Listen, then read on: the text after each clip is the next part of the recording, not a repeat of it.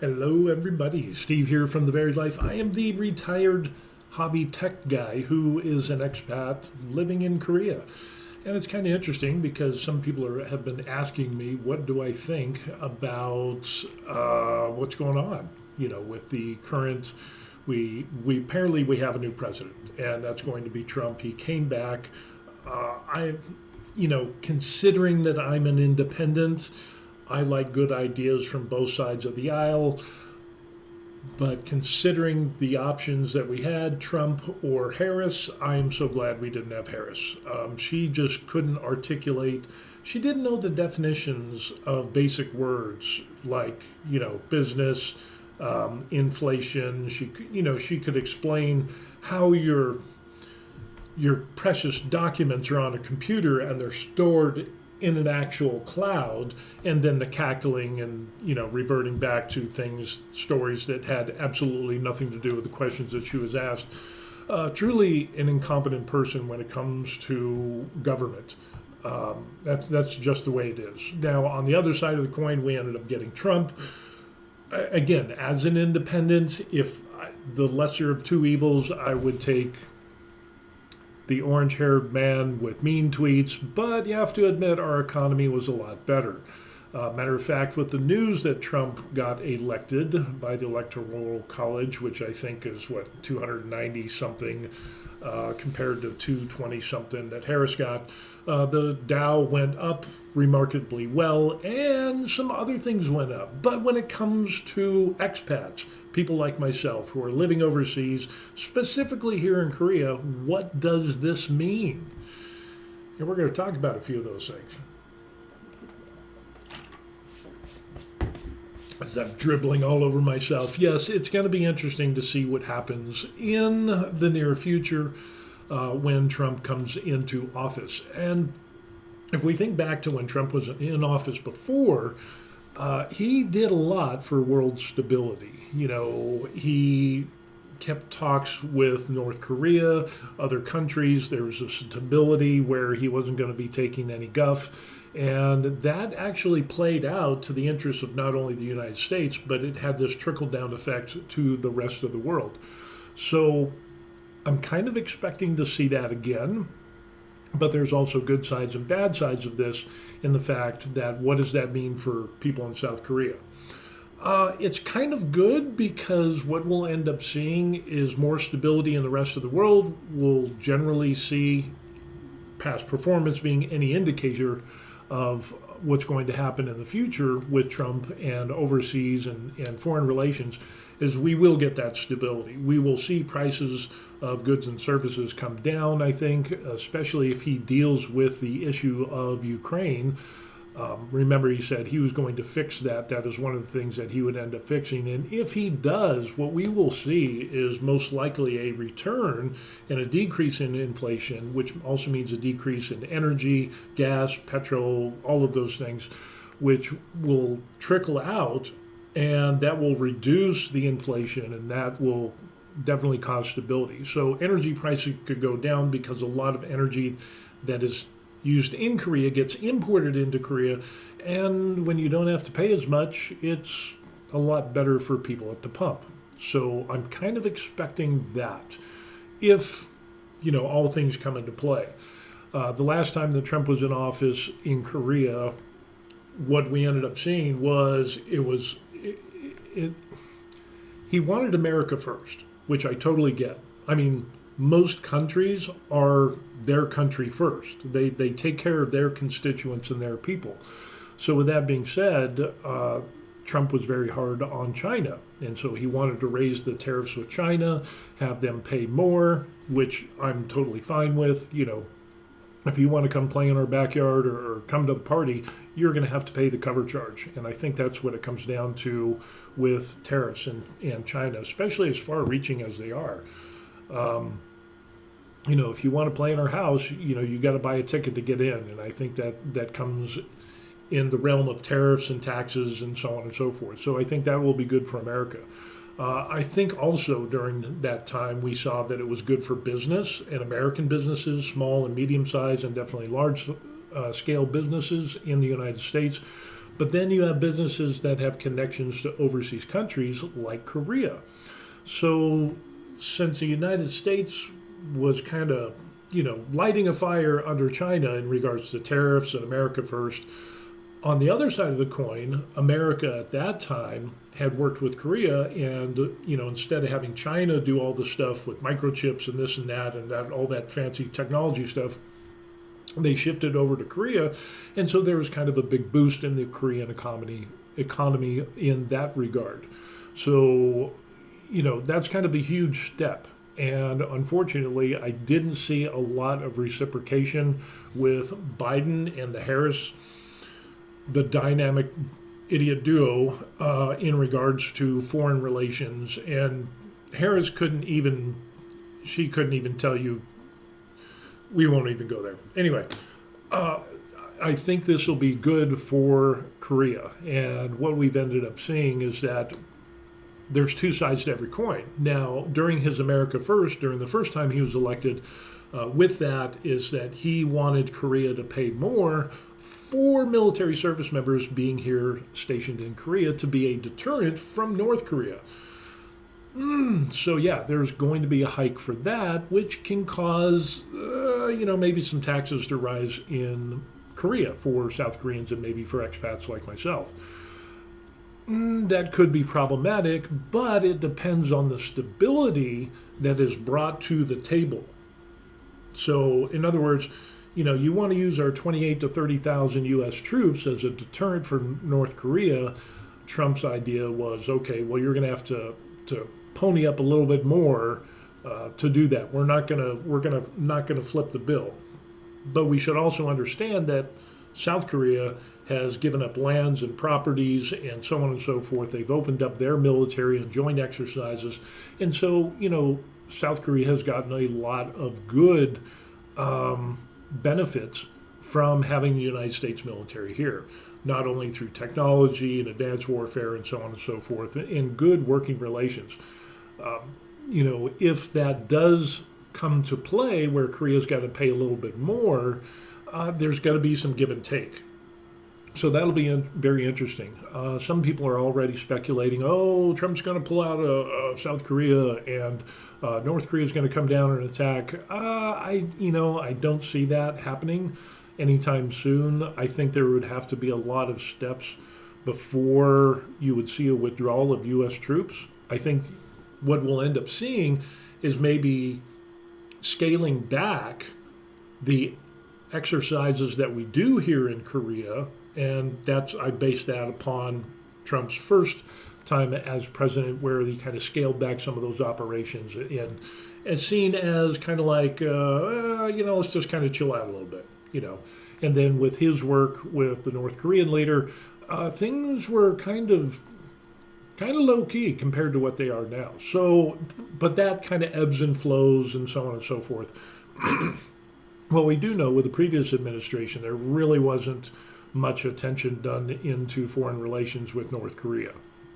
So anything that North Korea did, we had a couple of flybys and stuff like that, but nothing really pinpointed, accurate, and determined as to this is our plan for foreign relations and dealing with North Korea. Boom, here's the plan, and here's what we did, and here's the successes we've had, and the report card. I just didn't get any sense of that in this last administration. So I think we'll see more of that. Energy, I think it comes down to energy. The big question is going to be inflation and the stability. If Trump can bring stability to Russia, Ukraine, Middle East, again, as soon as Trump left office the last time, Middle East kind of flared up a little bit, and it wasn't good. So bringing everything back into equilibrium, I think that will be a nice change, not only for the United States, but I think for Korea as well, and the rest of the world. So yeah, it'll be really, really interesting. As far as trade, I think what we will see is increased trade with South Korea. I don't know. Maybe it'll happen. Maybe it won't. Continue on with what we do. But I know that the last administration didn't really play a heavy hand in South Korea. It was just kind of there. It wasn't really a proactive type of thing, in my opinion, from what I've seen, and I could be wrong. Put your 2 cents in the comment section down below. But after all that is said and done, we do see the stock market, the Dow, boom, hit some really good highs. So that is promising. Some people are already reporting that gas is lower, which is a real good indicator for everyday working people, who trying to make ends meet and save a little bit of money for retirement and so on and so forth, get the kids to school, buy them birthday presents, whatever. That's kind of encouraging news. And generally, what is good for Wall Street and businesses tends to be good for big businesses, medium and small sized businesses. Unfortunately, what we ended up seeing with the last administration, from what I've seen, is that wasn't really good, for small businesses and medium-sized businesses, even home-based businesses, the normal people like you and me, okay? So I think there's going to be a return to that, and I think if Trump gets into and putting back into that America First mode, we'll definitely see some changes in regards to higher tariffs with China. I would expect the same thing with Mexico and so on and so forth. I think we'll see a more hedged position when it comes to America and business practices and so on and so forth that will benefit the American people. But what does that mean for expats? Expats, it's a two-sided coin. So with the Biden administration and what we've seen in the last 3.5, 4 years is the economy has done bad, and it's done bad to the point of where if you're on Social Security, if you're on a military pension or disability, the economy has been so bad to the point of where the cost of living increases have been really good. But we're in a bad economy, high housing, which is insanely, I remember gas, it was like $2 back when we had Trump the first time. Biden got into office, and now it's, gas is nowhere near that. So, but we're already seeing gas coming down in price, so that's good for everybody. Again, I'm an independent. I'm only looking at the numbers and seeing what is good. Now, it should be noted that if you do some research and look, you'll see that during like the past 4 or 5 presidencies, the stock market has continued to go up. There'll be some dips depending on the scale of the graph that you look at, week, day, month, year, past 5 years, whatever. You can see how that pans out, but generally it goes up. But what we saw with Trump is we saw record-breaking highs, and that is really good because that encourages people to invest. If people invest, they get better returns, and then they're able to better prepare for retirement. It's better for everyone, young, old, the whole 9 yards. So, but again, back to the other side of the coin, we're going to lose some of that with a better economy because we're not going to get a high cost of living in adjustment for military pensions, Social Security, so on and so forth, which is interesting because the military pension system, and I think the disability is now on this, it's marked in the same way that Social Security is, which can be good, and there's pros and cons to everything. So while we did get some really good increases in cost of living increases because the economy was so bad, that's the thing. It was like, yeah, I got a 2.5% increase, but then you look at everything else and everything else went up 30, 40, 50% in costs, and it's like, did it really meet the cost of living? No. Those cost of living increases pale in comparison to the increases that we saw in housing, goods and services, food, gas, fuel, electricity, all of those things. Consumer debt went up, which is really bad because we have more people that couldn't afford things, so they bought it on debt. Now I think what we're going to see is a little bit of a calming down of that with a better economy, and if the inflation is brought under control through common sense practices, so to speak. And again, I don't really care. I just want the best person for the job. That's how I feel. But if that comes to play, I think we won't see increases as much as we've seen before, which isn't a bad thing. But some people will think, oh, I only got like a 1% COLA increase or cost of living in this or that.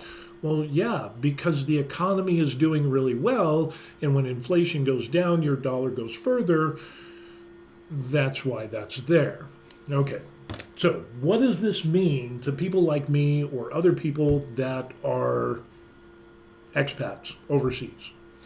Generally, what we've ended up seeing. Let me get prepped and primed for this. Generally, what we end up seeing is when the United States has a strong economy, strong business practices, that shows itself in the exchange rates of foreign currencies, where it gives the American dollar better exchange rates in foreign currencies than it was before. Case in point, the Korean won. When we first got here, it ends up that the South Korean won ended up like 2 years ago. Where was it? We were like, basically, we got here, what is it? It's 2024 in November, and we've been here 2 years, so 22. So basically, October of 2022. Around 1300 won is kind of what we're seeing there. Like, we got here, we did some stuff, we started exchanging some money. We had something. When we first got here, it was above 1300, so we exchanged some Korean or American dollars for Korean won, and we got a good exchange rate. But what we ended up with is it kind of went down, and we'll actually take a look at this. I'll show you what I'm looking at, because maybe that would help bring things into view. And let me bring myself onto here. Boom. Okay. So here is the US dollar to Korean won chart. And this is for the last 2 years. And so in November of 22, we had about 1370, 1350. And what we see is basically we get these series of ups and downs, but generally it hovers, about 1,200 won a dollar, 1,300 won a dollar, 1,340, things like that. But when we get up here to now, it is basically 1,400 won. I just checked it before I got up here and clicked start the video, and it's like 1407 or something like that. So yeah, it's going to be good for expats because your American dollar is going to give you more Korean won. Not necessarily good for Koreans who deal with US dollars, but let's take this and we'll zoom in a little bit for a year, and we can see that we had a lot of lows here, then it kind of rose up, 1370, 1380, then it dipped back down to 1300, and now it's, basically 1400. If we go back for the month, again, we see it goes up and it goes up, and then boom, October, November, and it really kind of stayed stable during that time. Isn't that interesting that, just before the election, everybody's like, and holding their breath to see what's going to happen. And then we end up with, there was a big push for, Harris is going to win. And early surveys showed that she's just nailing it. She's going to beat Trump, hands down. It's not going to be a big problem. But then we get into, it started rising up. And then we get to the election, and then boom, we're starting to see, 1396, 1403, 1402, and if we look at the week, we even get a more exaggerated view of seeing, just how big this was. And, on 6 November, it was 1380, and then, we're starting to get into the 1402, 1402, and I think it was even higher, but it depends on the exchange rate. It's ever fluctuating and so on and so forth. And even the local exchange rate will, in going and exchanging your American dollars for Korean won at these money exchange places, you will often get a better exchange rate than what you see. Because they'll try to, that's how they get business. We'll give you a better exchange rate, so come exchange with us. They'll still make a good spread on doing that transaction. But what we're seeing here is, kind of dipped down, and then, it's back up to 1401, and 1401, and that's 6 November. So it's 7 November now, so it'd be interesting to see how that comes out. But even in, we see in a one day, it's continuing to go up, but definitely that 1 week, we definitely see that part there, that influence the elections and the influence how that has on money for the US dollar in the rest of the world. So that's kind of interesting on how that came into play. So yeah, it's going to be very interesting to see what happens. There's some people that have contacted me that are saying, "Oh, this is going to be it. North Korea's going to attack because of Trump. The sky's falling. Blah blah blah." Well, they said that the first time he was office, and that didn't happen. So I don't have any. I don't see that happening. It's possible it could, but with what we see right now, again, everything's gonna change. And basically what the Biden administration did was when it came into office, it totally just wiped out everything that Trump did, and then our economy went in the crapper, and inflation went high, and we saw the White House and the last administration, what they ended up doing is saying, "Oh, we're doing really good," and it's like, no, we're not. Food increased like 37%, housing increased anywhere from 43 to 47%, depending on where you live. Energy, services, all of those things increase because of the inflation. So my hope is, as an independent, is that I don't care about the orange man. I don't care about mean tweets, because tweets are tweets. Who cares? What matters are the results.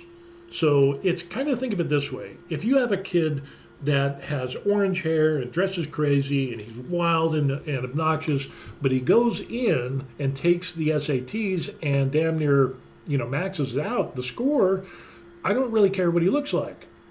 See what I'm getting at?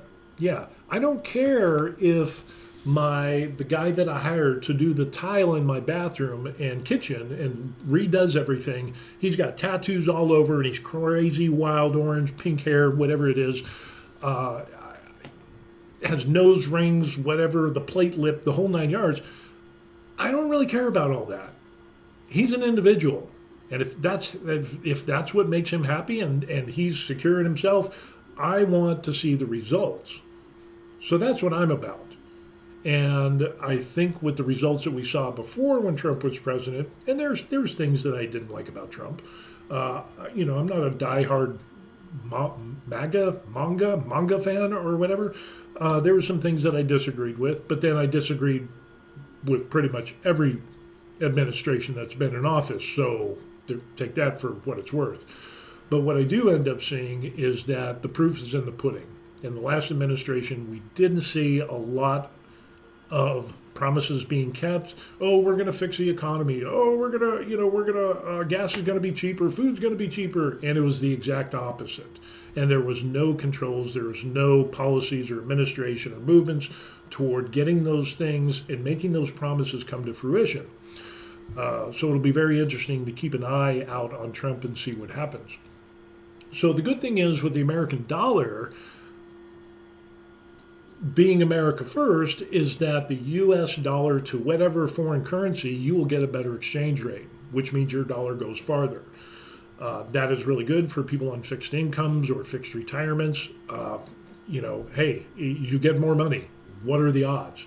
We have been playing the exchange rate, so that way, if you look over like the past 10 years, and let's take a look at that. I want to show you this. So over the past 10 years, what we end up seeing here is the U.S. to Korean won chart. And we can see that, we're looking at 1,000 won, 1,000, 1,100, a long period of time there for almost a year, 1,000 won, and then it kind of creeps up in 2020, 2021. So what is the average price that we're seeing of dollar per won or won per dollar? It's probably somewhere in around, 1,100, probably right around in that mark, probably about, 1,150, somewhere around there. And what we're seeing is that, yeah, we've had some good times where it's kind of spiked and going up and up and up. And definitely we're seeing a huge spike here towards the end, like, 1400 plus, and we're going to go exchange. So what we ended up doing is playing the exchange rate. And so when the exchange rate was good for the US dollar, we would go exchange US dollars and then we save that. Because when it goes back down to the norm of like 1150, that means, and we bought one at like, 1380, 1370, that price difference, that spread difference, we were able to, make $200 or $300 on a few $1,000s. So that worked out to our benefit. Who wouldn't want to make an extra $200 or $300 by doing a simple exchange? So now that this is coming into play, all of that is going to be negated. Well, I shouldn't say negated. We'll still have the Korean won, so we still made out.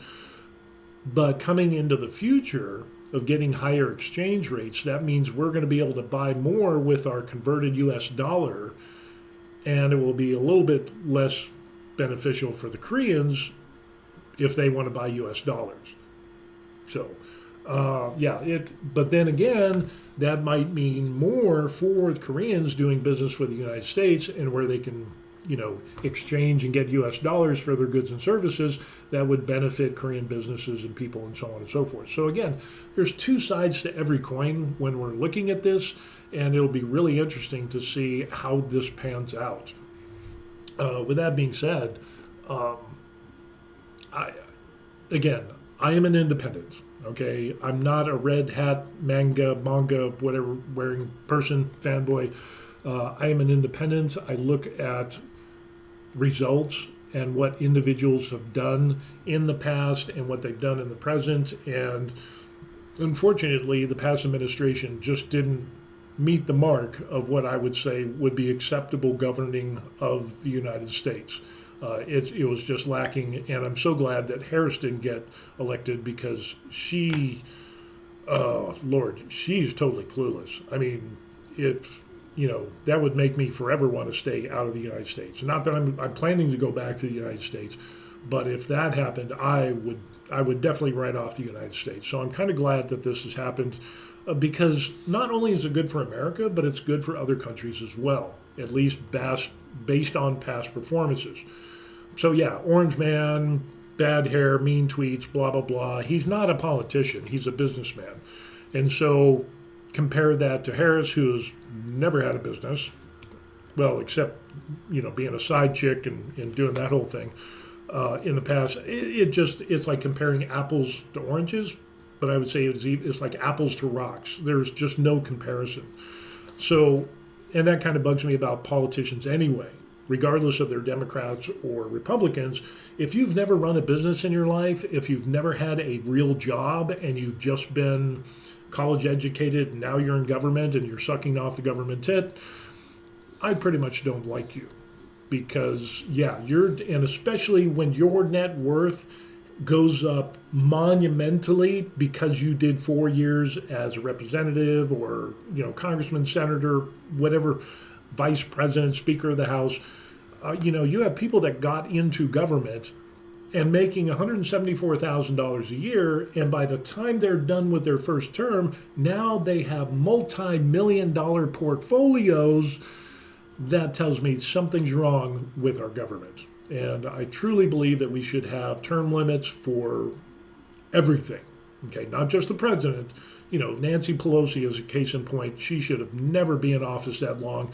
And then there's a number of Republicans that have been in office way too long that are sucking off the government tit, that are not performing. I kind of liken it to government workers. Yeah, you keep them on and you keep them on, and whatever. We need to dress down our government. We need to dress down, and I think term limits for all elected officials would be a very good thing. That way we get fresh meat, people with good ideas, people that are hungry to actually come up with good ideas and make America better. And then as a secondary role, to help make the lives of other people in other countries, make their lives better through our prosperity. That's just me. I'm an independent. Maybe call me a libertarian or whatever it is. But at the end of the day, it'll be very interesting to see how this happens. With that being said, I'm still going to have my go bag. Okay. Now you might be wondering, what the hell's a go bag?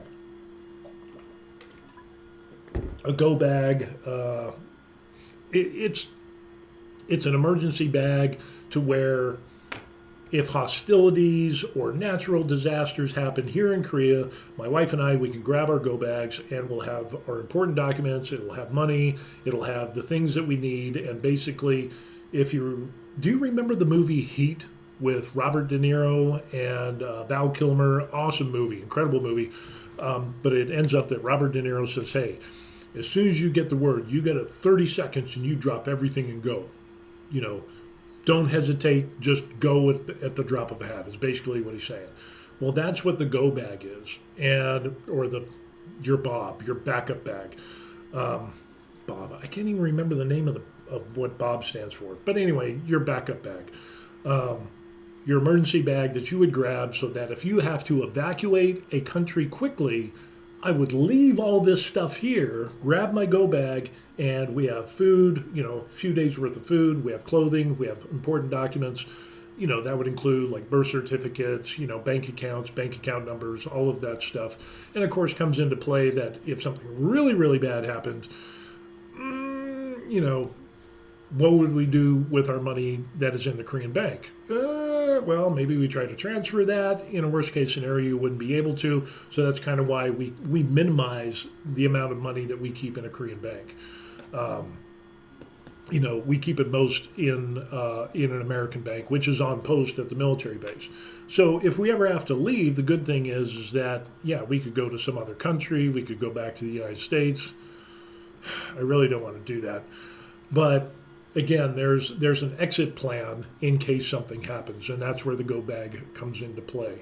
So with that, as many good things that we've seen in the past, there might be bad things that happen. You never know. So it's always important to have a go bag, have a backup destination plan, to where, imagine if something happened here in Korea, and whether it's a natural disaster or military action, whatever pops up, what is your plan to get out? And fortunately for us here in Korea, we're close to a military base, and we qualify. We would be able to get on the NEO operations, which is the non-combatant evacuation order. So in other words, I would be able to get in and be evacuated through the U.S. military to, if I remember correctly, it would go from Korea to Japan, then Japan to the United States, or wherever else. But hopefully that won't be the case. But anybody that lives overseas should have a go bag. They should have a plan to evacuate and just drop everything as soon as something happens. Maybe it's a volcano, maybe it's some natural disaster. You should have a plan in place prior, so that way it's not a surprise. So that if you had to immediately go and you don't have a backup plan, you don't have a go bag, you're going to miss stuff. I guarantee it. And the go bag has helped me and my wife numerous times, specifically when we were here in Korea. When I was stationed here in Korea and we were up north, and I was doing up by the DMZ at Camp Garyon, which used to be the Camp Pelham. I was stationed up there, and we go up and do the joint missions at DMZ and stuff like that at the Bridge of No Return, the whole 9 yards. We do rotations. But there ended up being flooding, and we had like 150-year flood. And I remember the floodwaters rising, and we had to leave our home. So it's my wife, baby daughter, me, and we had our go bags. We grabbed our go bags, which had food, clothes, important documents, blah, blah, blah. Should be waterproof, kind of a big hint, not only for your clothes, but your important documents and your food and so on and so forth. And it could be used as a flotation device. Not that we had to do that, but just in case, it would be nice to have. So we ended up evacuating and going on to another military base where it was on high ground. We actually stayed in a gym, and we had to evacuate. And eventually we got back to our post at Camp Pelham. But the interesting thing is, when we went back to our home off post, the water levels was like 4 or 5 feet high on the walls. So, and that's just a natural disaster. It's a thing that pops up every once in a while. We met people who were evacuated with us didn't have food, didn't have spare clothing, didn't have food for their kids, didn't have important documents. There was people that lost all of that stuff in the floods who lived off post, and try getting replacement birth certificates when you are in a foreign country. Yeah, that's going to be very problematic. Some people left and they didn't know and didn't have any paperwork, didn't know their bank account numbers, so they could not access their money.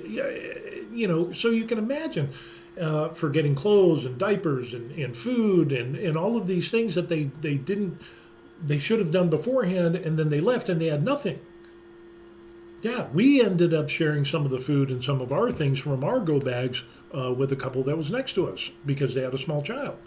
So, yeah, the go bag is very important, not only for you and your family and your loved ones, but also in case you run into people that are less fortunate than you.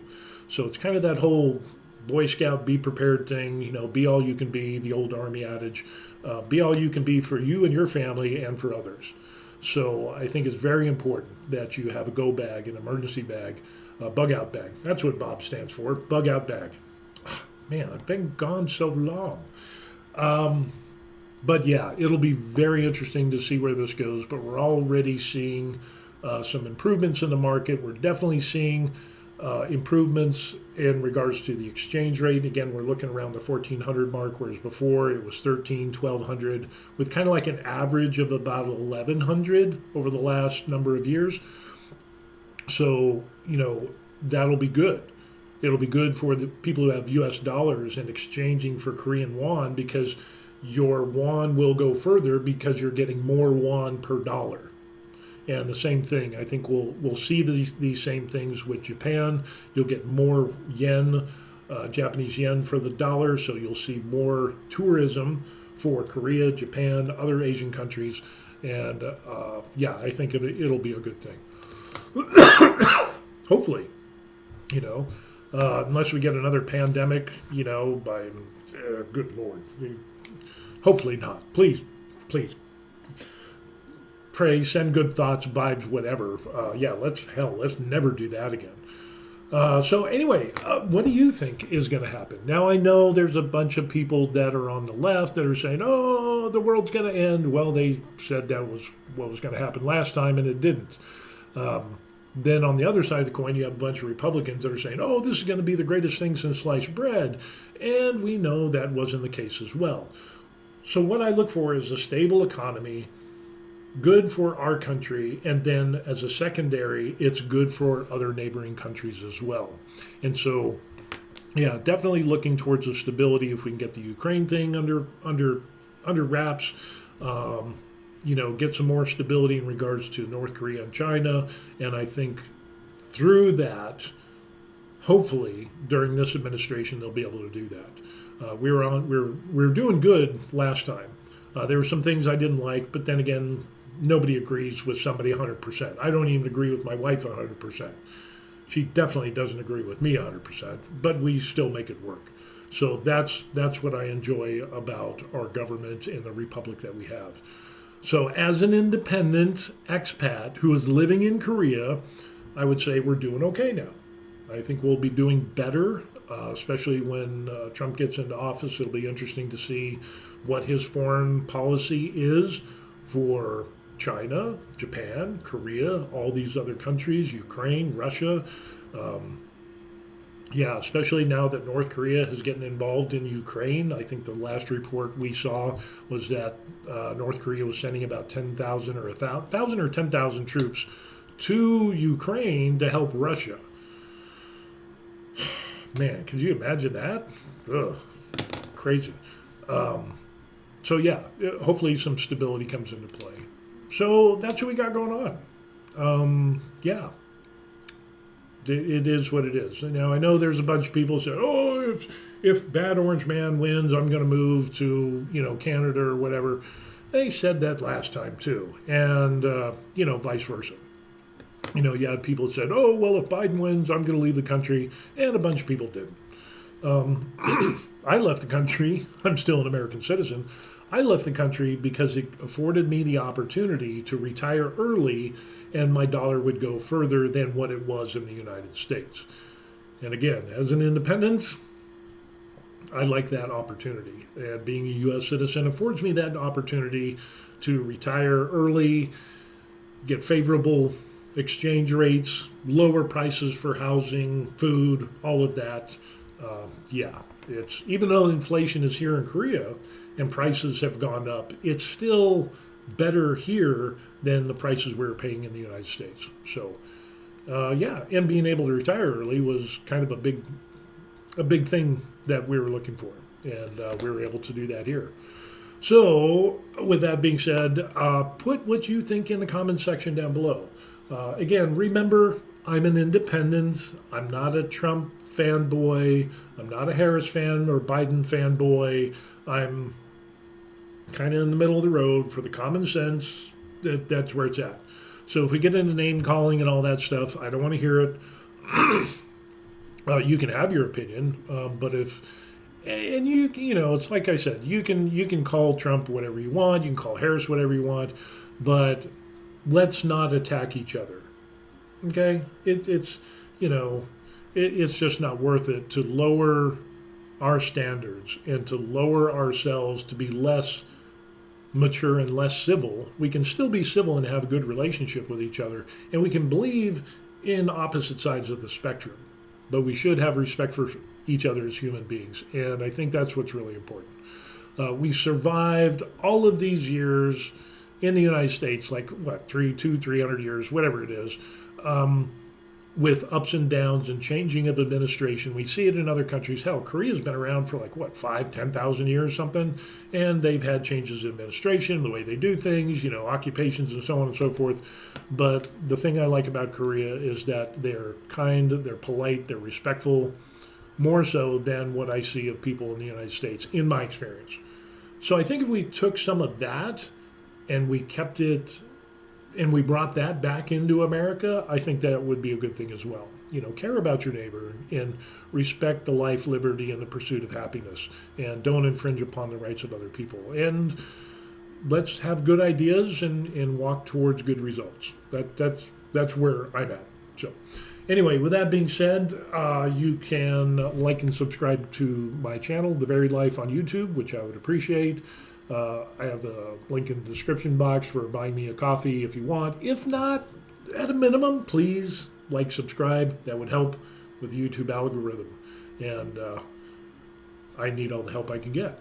So anyway, so this is kind of an interesting video. I almost wasn't going to make it, but I thought, you know what? Let's just go ahead and do that. But in the future, we'll come back every now and then. We'll see, you know, what it's like and being retired in Korea, how things are going. I do that. And then I also do a bunch of hobby stuff, you know, laser engraving and resin printing stuff. Matter of fact, I'm doing a glass engraving right now. So, yeah, there's a variety of other things that I do on this channel, and I kind of enjoy it. So, with that, being that it is, we have to get ready. I got to get some breakfast and we got to run some errands. And we will see you on the next video. And the last thing I want to say, thanks for watching. I appreciate it. I really do. So, have a good one. We'll see you. Peace.